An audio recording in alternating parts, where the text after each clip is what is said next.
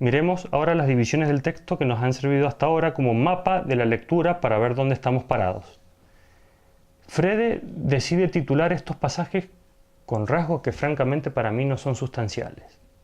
Es verdad que aquí nos vamos a encontrar con que Sócrates habla de un sueño que tuvo y es verdad que Protarco va a tener que dar una importante concesión a Sócrates en la discusión. Pero este título alude exclusivamente a elementos dramáticos. Lo que realmente sucede es que se va a hablar del bien para analizar qué notas características tiene y qué consecuencias lógicas se derivan de estas características y en qué inciden en el propósito del diálogo. Por eso, esta vez nosotros vamos a darle la razón a Boeri. Aquí él distingue una parte completa que contiene una sola sección, o sea que nos da prácticamente dos títulos para la misma porción del texto: la definición del bien y los requisitos del bien. No es que aquí vayamos a encontrar una definición en el sentido estricto del término. No vamos aquí a asistir a un ejercicio dialéctico para encontrar una adecuada captación del bien como especie. Pero en la medida en que se postulan tres predicados sin los cuales el bien no puede ser pensado, es cierto que el concepto va a cobrar determinaciones más precisas. No hay dificultades en el texto, pero sí algunas sorpresas que legítimamente podríamos sentir si vemos que después de todo lo que ha sido dicho de manera tan solemne sobre la dialéctica, aquí lo que se nos presenta es una elaborada y bien argumentada excusa para no proceder con el método de división sobre el placer y sobre el intelecto. Por eso Sócrates introduce la idea que podría sustentar esta decisión como si fuera revelada en un sueño, un recurso que Platón utilizó también en diálogos anteriores para cambiar el rumbo de la conversación, una suerte de deus ex machina platónico, según Frede. Lo que introduce Platón con este recurso es la tesis de que ni placer ni intelecto son el bien, sino uno tercero mejor que ellos. Es necesario establecer de alguna manera la identidad de este tercero que es el bien, y se proponen los siguientes rasgos. El bien debe ser perfecto, téleos, suficiente, hikanos. En estos puntos no hay controversia. Protarco se muestra de acuerdo, incluso entusiasmado. Estos dos primeros atributos apuntan al concepto de autosuficiencia y autarquía.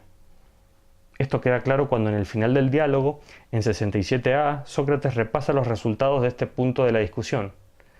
Al enumerar las características del bien, antepone a téleos y a hikanos la palabra autarqueia, como si estuvieran lógicamente asociados los tres. La tercera característica del bien es la de ser deseable para todo aquel que pueda conocerlo. No es fácil expresar esto en una sola palabra. Podría ser hairetos, que aparece en una repetición de estos conceptos en 22b, pero significa elegible. Y aquí hay algo más. El bien no solo es una elección posible entre otras, sino la más deseable, y deseable para los que la conocen. Aquí resuena la vieja convicción platónica de que quien obra mal o quien no persigue el bien, lo hace por ignorancia. El hecho de que no haya controversia sobre estos atributos del bien significa para nosotros que Platón no quiere discutirlos o directamente no vio la necesidad de hacerlo. Porque aunque a nosotros puedan no parecernos evidentes, probablemente a un griego medio le hubieran parecido características naturales del bien ser algo que por definición se busca por sí mismo. Y la autosuficiencia estaba asociada fuertemente con todo lo que un griego consideraba perfecto, divino y deseable en sentido superlativo. La mejor glosa de este texto en la antigüedad la realizó Aristóteles, en la Ética Nicomaquia, en 1097 a.b. Allí pone en juego todos estos atributos en su reflexión sobre qué es el bien y la vida feliz. Igual que su maestro, e incluso abundando más en argumentos, vincula lo que es perfecto con lo que es deseable por sí mismo y con lo que es autosuficiente. Hacia el final de su reflexión dice: consideramos suficiente lo que por sí solo hace deseable la vida y no necesita nada, y creemos que tal es la vida feliz.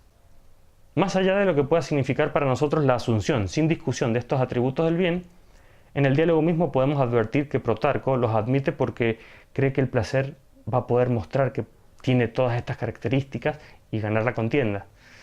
Pero estos acuerdos sobre estas cosas insignificantes, como la llama irónicamente Sócrates, terminan por ser decisivos para el curso de toda la argumentación, que aquí toma la forma de la típica refutación socrática y que se despliega rápida y efectivamente demoliendo la tesis hedonista. Veamos el rol de cada atributo en la argumentación. La forma de probar si la vida del placer o la del intelecto cumplen con la condición de ser suficientes y autárquicas es mostrándolas totalmente aisladas una de la otra. Postular una vida completamente configurada por el placer sin actividad intelectual y postular una vida construida solo en base a actividades intelectuales sin ningún tipo de placer. Una vez hecho esto, entra en juego el atributo de la elegibilidad o de la deseabilidad. ¿Puede ser deseable alguna de estas dos formas de vida? Si imaginamos una vida de placer sin inteligencia, memoria y opinión verdadera, imaginamos la vida de alguien que no sabe si goza o no, e incluso no recuerda el placer sentido en otro tiempo, ni va a recordar el placer sentido en el presente. Es la vida de un molusco o una almeja. Protarco siente el impacto del argumento en la tesis que él defendía. El placer no puede ser el bien. Pero la rápida caída de la vida configurada según el placer sin prudencia es seguida inmediatamente por la caída de la vida configurada por la prudencia sin placer. Y por el mismo motivo, nadie la elegiría. Ya que antes Sócrates identificó la vida del puro placer sin intelecto a la vida de un molusco, aquí podríamos recordar lo que dice Calicles en el Gorgias, que la vida sin placer es semejante a la existencia de una roca. Claro que una roca no piensa, pero entonces cuando postulamos la vida del intelecto sin placer, podríamos asociarla, probablemente, a la vida de la divinidad, que está exenta de placeres y dolores semejantes a los de los mortales. Y aquí Platón no quiere pensar ni en la existencia de una roca ni la vida de la divinidad, quiere pensar la vida buena y feliz, elegible por todos los hombres. Por eso lo que se muestra como preferible y deseable, en grado sumo, es la vida compuesta de ambos, placer e inteligencia.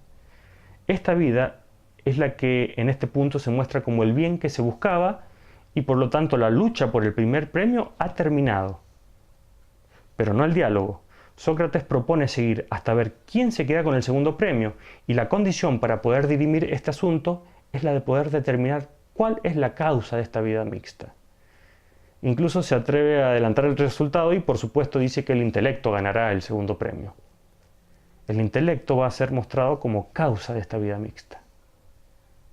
Es por esto que le propone a Protarco dejar en paz al placer, evitarle el dolor que sufriría al ser analizado y refutado. Pero este le responde que está hablando sin sentido. En griego dice Protarco uden legeis o Sócrates, algo así como dices naderías, Sócrates.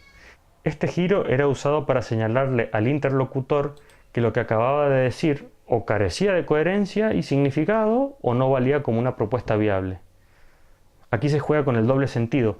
Por una parte, es contradictorio que se le cause un dolor al placer. Por otra, Protarco y quienes lo acompañan quieren llevar hasta las últimas consecuencias del debate y por lo tanto no admiten la propuesta de Sócrates de dejar ir al placer.